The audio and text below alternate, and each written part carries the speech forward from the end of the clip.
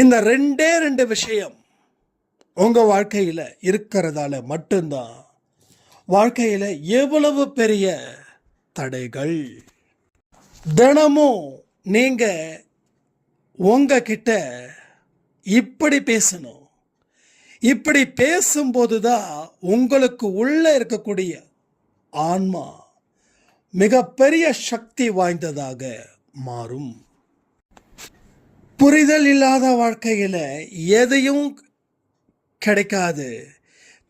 ஒரு பொருளை நீங்கள் தொலைச்சிட்டிங்கன்னா தேடுவீங்கல்ல, அப்போ அந்த தேடுறதுக்கு கூட இங்கே பல பேருக்கு முடியல. என் பொருள் காணாமல் போயிடுச்சு, நீ தேடுன்றீங்க. ஆனால் இந்த தேடுதலில் கூட பல புதையல்கள் ஒளிந்து கொண்டு உள்ளது. அதை நீங்கள் புரிஞ்சிக்கவே மறுக்கிறீங்களே. உங்கள் வாழ்க்கை அவ்வளவு ரகசியமானதுன்னு வச்சுக்க வேண்டாம், சுவாரஸ்யமானது. நீங்கள் எத்தனையோ விஷயங்களை வெளிப்படுத்தாமல் இருக்கிறதால தான் பிறர் உங்களை கவனிக்க தவறுகிறார்கள், இல்லை பிறர் உங்களை மதிக்காமல் இருக்கிறார்கள். ஸோ ஒரே விஷயந்தான், இந்த பதிவில் சொல்லப்பட்ட விஷயத்தை நம்பிக்கையோட கேட்கும்போது ஒரு புதிய சக்தி உங்களுக்குள்ளே இருக்குதுன்னு நீங்கள் புரிஞ்சுப்பீங்க. அதன் மூலமாக வாழ்க்கையை வளப்படுத்துவீர்கள்.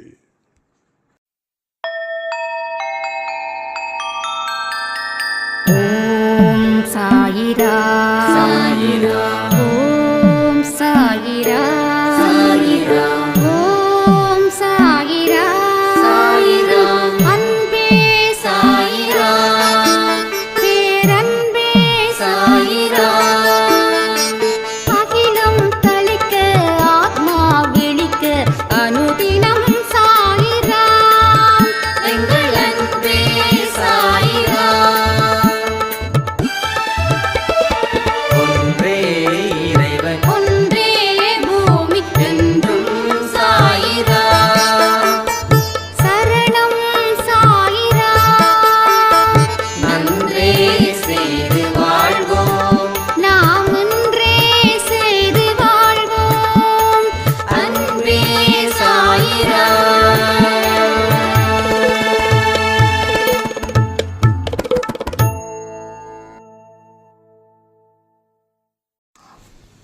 சாய்ராம். என் உயிரின் உயிரானவர்களே, ஒவ்வொரு நொடிப்பொழுதும் நம்மளை கண்காணிச்சுக்கிட்டு நமக்கு தேவையான ஒரு விஷயத்தையும் கொடுத்து நம்மளை சந்தோஷப்படுத்துகிற சாய்பாவுக்கு நாம் நன்றிகளை கண்டிப்பாக சொல்லியே ஆகணும். நம்ம அடிக்கடி ஒரு விஷயத்தை சொல்லியிருக்கோம், எந்த அளவுக்கு நீங்கள் நன்றியோடு இருக்கீங்களோ அந்த அளவுக்கு வாழ்க்கையில் நீங்கள் வளம் பெற முடியும், நலம் பெற முடியும் அப்படின்னு. ஒரு சாய்ராமோட வாழ்க்கையில் தொடர்ந்து பிரச்சனை, கிட்டத்தட்ட 7 வருஷத்துக்கு மேலே. போகாத கோயில் இல்லை, பண்ணாத பூஜை இல்லை, எல்லா பரிகாரம், எல்லா பூஜை முறைகள், நடைபாதை, நடைப்பயணம் எல்லாம் செஞ்சாங்க. வாரத்தில் 7 நாளில் 7 நாளும் விரதம். என்னாச்சு, அல்சர் கம்ப்ளைண்ட்டு, இது மாதிரி நிறைய விஷயங்கள் அவங்களுக்கு நடந்தது. அப்போ அவங்களுக்குள்ள ஒரு அறிவு, இவ்வளவு பண்ணியாச்சு, இவ்வளவு பூஜை, இவ்வளவு பரிகாரம், இவ்வளவு நோன்பு எல்லாமே பண்ணியாச்சு, பட் இதுல என்னதான் இஷ்யூ இருக்கு அப்படின்னு. எத்தனையோ பேர் இந்த கோயிலுக்கு போ, அந்த கோயிலுக்கு போன்னு சொல்லி எவ்வளவோ தூரம் அவங்க ட்ராவல் பண்ணாங்க. பட் அவங்களால அந்த ப்ராப்ளத்தை சால்வ் பண்ண முடியல. அவங்கள என்ன செய்யணும் அப்படின்ற அளவில் அவங்க யோசிச்சாங்க. யோசிக்க ஒரு வழிகளா தெரியுது. நாம நேற்று ஒரு ஷார்ட்ஸ்ல வச்சிருந்தோம் ஒரு முக்கியமான வேர்டு, என்னைக்குமே பேசுறத நிறுத்தாத. என்னைக்குமே பேசுறத நிறுத்தாத. மற்றவங்க கிட்ட இல்லை, உங்களுக்கு உள்ள பேசுறத நிறுத்தாத. நீ உள்ள பேச பேச பேச நீ யாரு, உனக்கு என்ன தேவை, உன்னை சுத்தி ஏன் இப்படிப்பட்ட விஷயம் நடக்குது, இந்த விஷயத்துக்கும் உனக்கும் எவ்வளவு தூரம் பொறுப்பு இருக்குது, உன்னோட பிரச்சனைகளை தீர்க்க முடியுமா தீர்க்க முடியாதா, தீர்க்க முடியக்கூடிய பிரச்சனைகள் எவை, தீர்க்க முடியாத பிரச்சனைகள் எவை, தீர்க்க முடியாத பிரச்சனைக்கு ஃபீல் பண்றது நியாயமா, இல்லை தீர்க்கக்கூடிய பிரச்சனைகளை பார்க்கலாமா? இது எல்லாம் நமக்குள்ள பேசும்போது கேள்விகள் எழும். அந்த கேள்விகளுக்கு பதில்கள் உடனே கிடைச்சிடாது.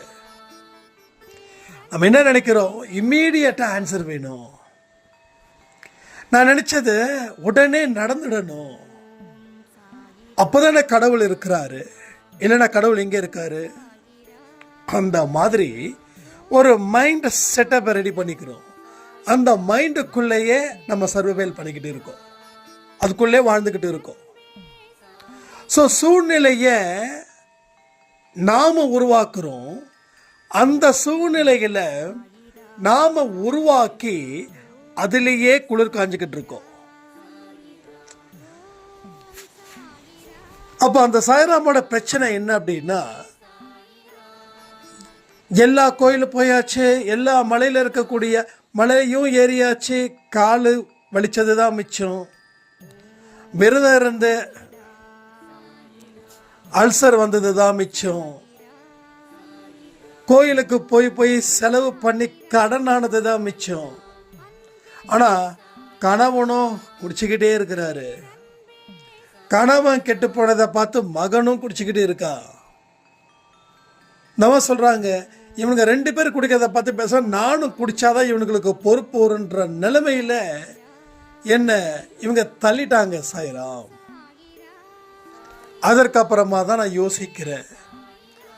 நீங்க அன்பை சாயில நிறைய யோசிக்க சொன்னீங்க. நம்ம யோசிச்சுட்டு தானே இருந்தோம், நம்ம எங்க தப்பா கணக்கு போச்சுன்னு யோசிச்சோம்.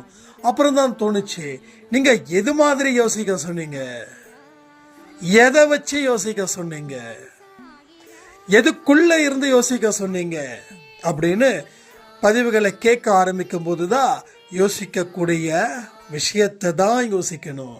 வாழ்க்கையில முன்னேற்றத்துக்கு உண்டான பாதை அந்த பாதையில வச்சுதான் யோசிக்கணும் அப்படின்னு யோசிக்க யோசிக்க யோசிக்க இவங்க 2 பேரையும் மாற்ற முடியாது, நாம மாறுவோம்னு சொல்லி நான் மாறினதை பார்த்து என் புருஷன் மாறினாரு, என் புருஷன் மாறினதை பார்த்து என் மகன் மாறினா.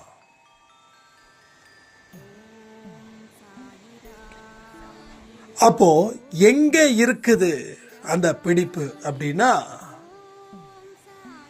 நம்மளுடைய பிடிப்பு நமக்கு உள்ள மட்டும்தான் இருக்கே தவிர வெளியில இல்லை. தொலைஞ்சு போன இடத்துல தேடுங்கன்னு சொல்லுவாங்க.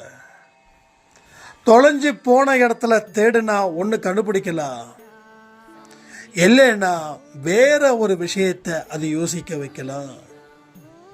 நிறைய விஷயங்கள் என் வாழ்க்கையில் நடந்திருக்குது, உங்களுக்கு நடந்திருக்குன்னு நினைக்கிறேன். கமெண்ட் பண்ணுங்க. நான் சொல்லக்கூடியதை வச்சு நாம் ஏதோ ஒரு பொருளை தேடுவோம், தொலைச்ச இடத்துல தேடுவோம். அந்த தொலைச்ச இடத்துல தேடின பொருள் கிடைச்சிடுச்சுன்னா அந்த பொருளை எடுத்து நம்ம மறுபடியும் தேடுறதை நிறுத்திடுவோம். ஆனால் தேடிக்கிட்டு இருக்கும்போது தேடக்கூடிய பொருள் கிடைக்காது, ஆனால் வேற ஒரு பொருள் கிடைக்கும். அந்த வேறு ஒரு பொருள் எங்கேயோ ஒரு சிந்தனையை ஏற்படுத்தும், சிந்திக்க வைக்கும். அதன் மூலமா எண்ணங்கள் புதுசா உருவாகும், அதன் மூலமா செயல்கள் புதுசா உருவாகும். இது எல்லாமே படிப்படிப்படியா நடக்கும். இது மாதிரி என்னோட லைஃப்ல நிறைய விஷயங்கள் இங்க தொடர்ந்து நடந்துச்சு. அதாவது தேடும்போது தேடுறது கிடைக்காம வேற ஒன்று கிடைக்கும். அதை பற்றி சிந்திக்கும் போது ஏதாவது ஒரு விஷயங்கள் பிடிப்படும். அப்போ அந்த இடத்துல என்ன நடக்குதுன்னா,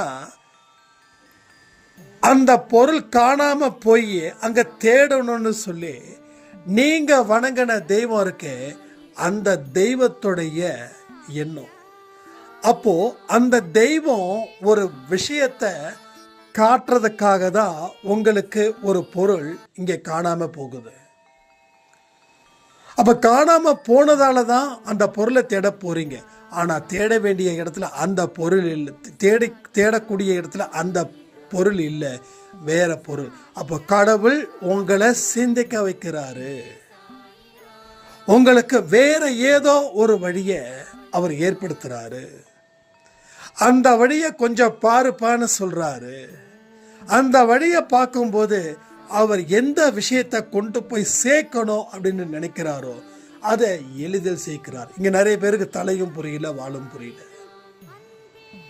ஏன்னா கடவுள் என்னப்பா சொல்ல வராருன்னு சொல்லி என்கிட்ட நிறைய பேர் கேட்குறாங்க.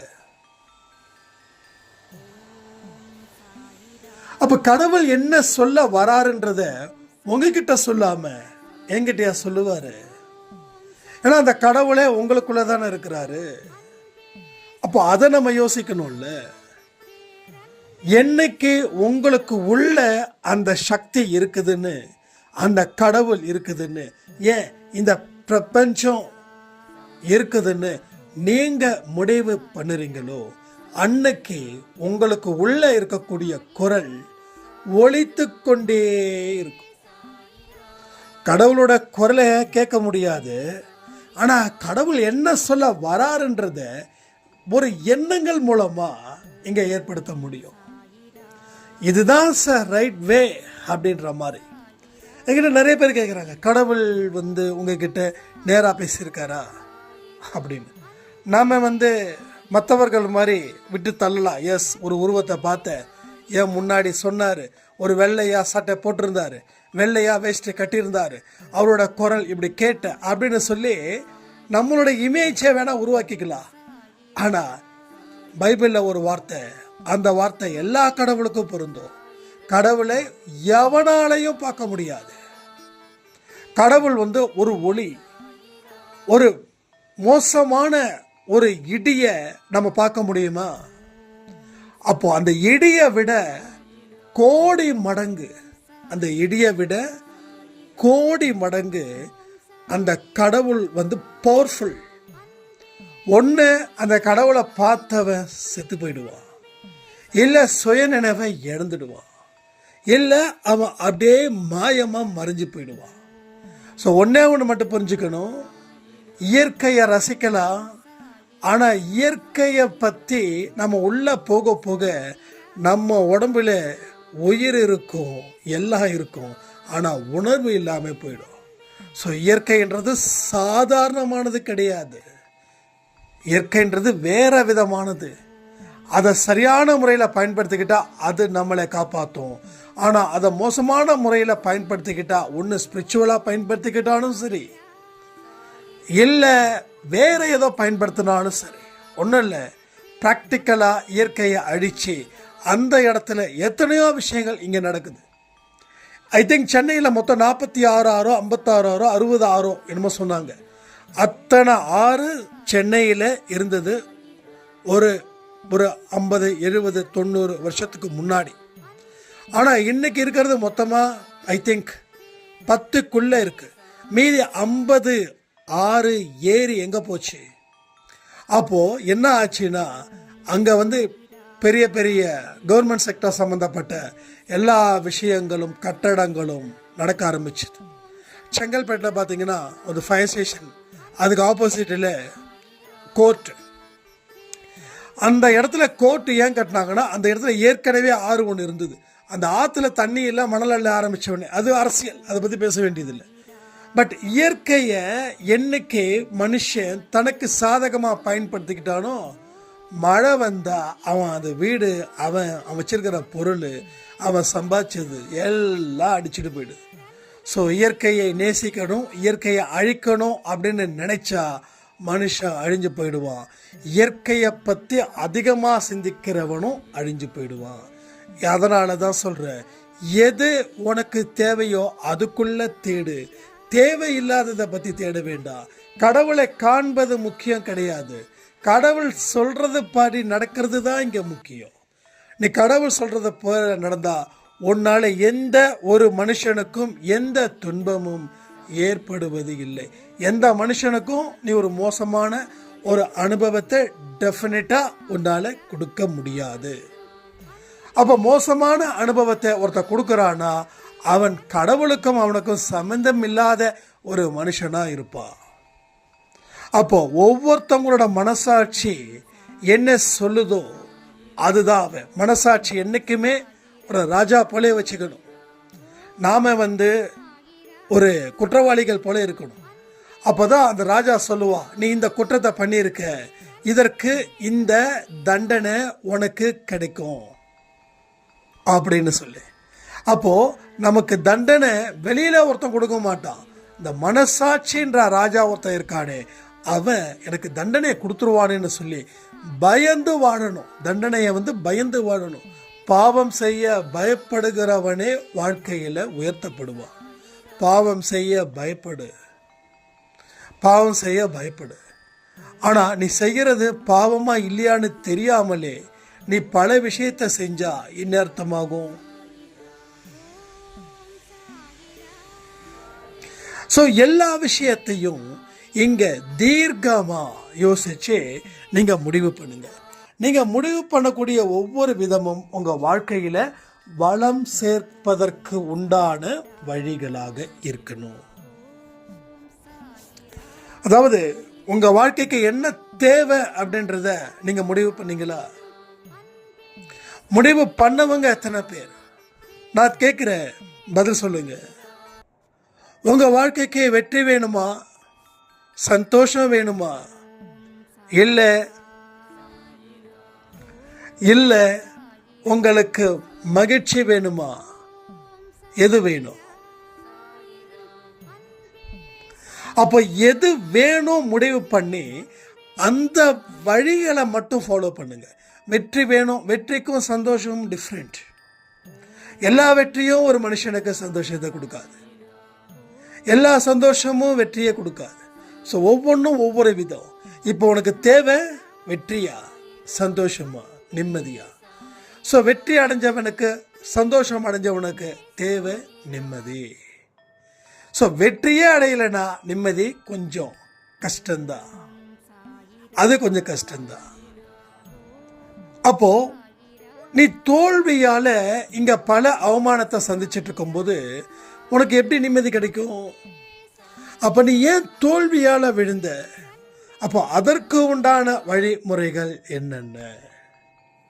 நான் என்கிட்ட பர்சனலாக கேட்டிங்கன்னா, வெற்றி வேணுமா, சந்தோஷம் வேணுமா, நிம்மதி வேணுமா அப்படின்னு கேட்டால் 100% நான் நிம்மதியை சூஸ் பண்ணுவேன். ஏன்னா வெற்றியை பார்த்தாச்சு, சந்தோஷத்தை பார்த்தாச்சு, தேவை ஒரே ஒரு விஷயம் என்னன்னா நிம்மதி. அந்த நிம்மதியும் கிட்டத்தட்ட 50-60% நான் தாண்டிட்டேன். ஆனால் 100% நிம்மதியை நோக்கி நான் போகணும்ல, அதுதானே.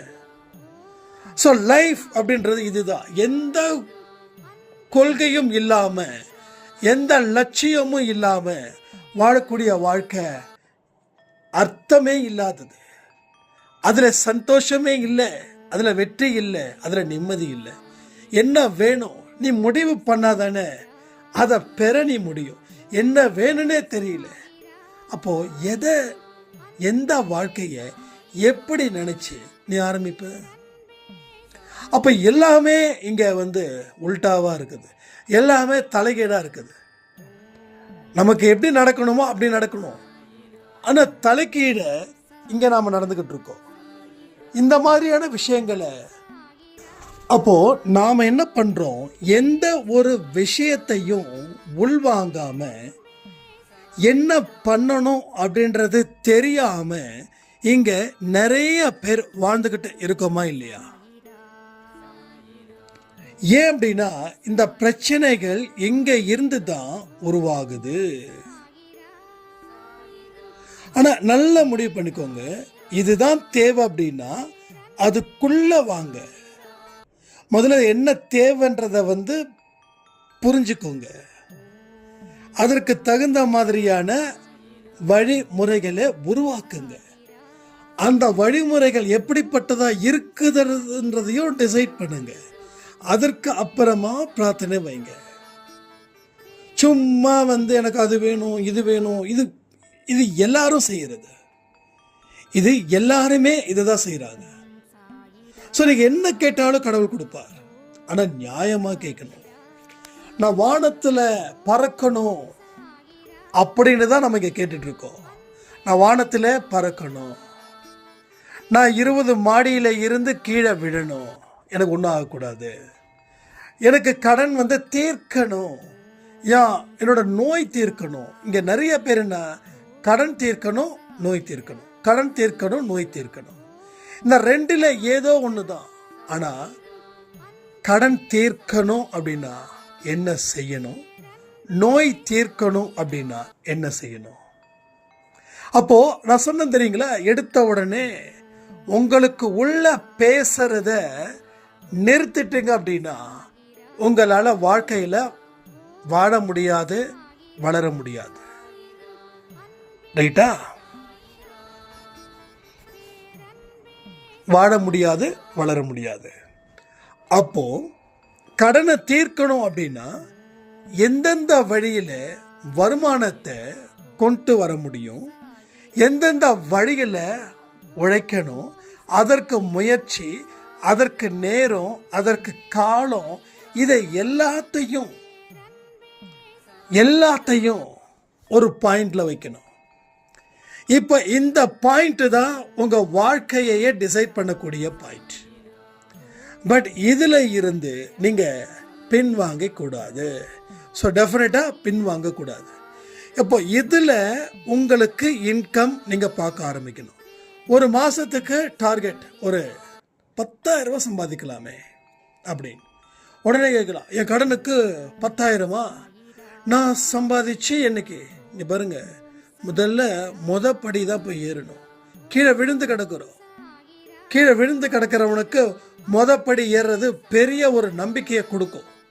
எடுத்த உடனே 100வது படிக்கட்டு போகணும் அப்படின்னா கீழே விழுந்து தான் கிடப்போம். முதல்ல ஃபர்ஸ்ட் ஓகே 10,000 சம்பாதிச்சாச்சா, இந்த 2 மாதம் இந்த 10,000, அடுத்தது 15,000, அதில் 2 மாதம், அடுத்தது 20,000, அதில் 2 மாதம், அடுத்தது 25,000, அதில் 2 மாதம். இப்போ அடுத்தது என்ன டார்கெட்? 40,000. இப்போ இதில் இந்த மாதிரி ஸ்டெப் பை ஸ்டெப்பாக நீங்கள் காலடி எடுத்து வைக்கணும். எடுத்த உடனே நான் 40,000 சான்ஸே கிடையாது. ஏன்னா மாதம், அதாவது ரொம்ப வருஷம் ஆச்சு நீங்கள் உழைச்சி, நான் என்ன சொல்கிறேன்னா மறுபடியும் சொல்கிறேன், நீங்கள் உழைக்கிறீங்க, நான் உழைக்கிறது தப்பு சொல்லவே இல்லை, எந்த மாதிரி உழைக்கிறீங்கன்றது முக்கியம். எந்த மாதிரி உழைக்கிறீங்க? 8 மணி நேரத்துக்கு மேலே உழைக்கக்கூடிய எந்த ஒரு உழைப்பும் அது வீணே.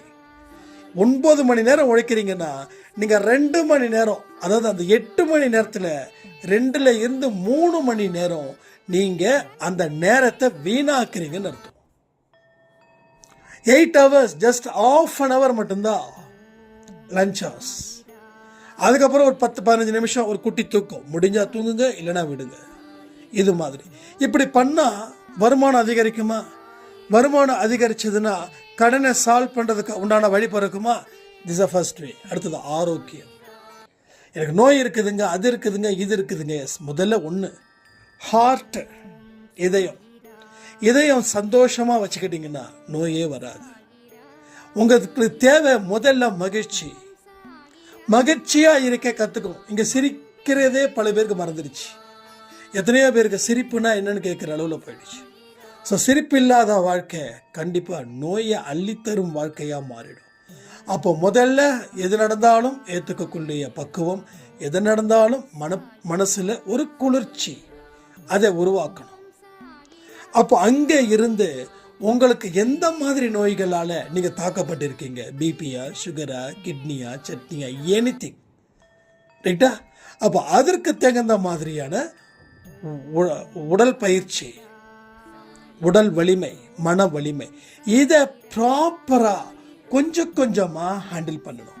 இந்த மாதிரி ஹேண்டில் பண்ண ஒவ்வொரு மாதமும் உங்களோட முகத்தில் ஒரு தேஜஸ், உங்களோட ஆக்டிவிட்டீஸில் கொஞ்சம் இம்ப்ரூவ்மெண்ட்ஸ். இதை ஒரு நாளும், நான் திரும்ப சொல்கிறேனே, ஒவ்வொரு நாளும் நீங்கள் பேசுகிறீங்க இல்லையா, அதை பேசும்போது இதையும் கொண்டு வரணும், இதையும் நீங்கள் கன்சிடர் பண்ணணும். இதை பண்ண என்ன ஆகுது, ஆரோக்கியம் மேக்சிமம் சொல்கிறேனே 6 மாதம், அதுக்குள்ளே நல்ல ரிசல்ட்டு பக்காவாக கிடைக்கும். ஸோ எல்லாமே முடியும். ஆனால் ஏன் எதுவுமே முடியலன்னா உங்களுடைய அலட்சியமாக இருக்கலாம், இல்லைன்னா உங்களுடைய பயமாக இருக்கலாம். இந்த 2 விஷயங்கள் தான் உங்கள் வாழ்க்கையை ஊருக்குலைக்க வைக்குது. இதெல்லாம் பார்த்து முடிவு பண்ணுங்க. வாழ்க்கையில் வாழ்வதற்காக தான் நாம் இருக்கிறோன்னு சொல்லி இந்த பதிவை நான் முடிக்கிறேன். ஜெய் சாய்ராம்.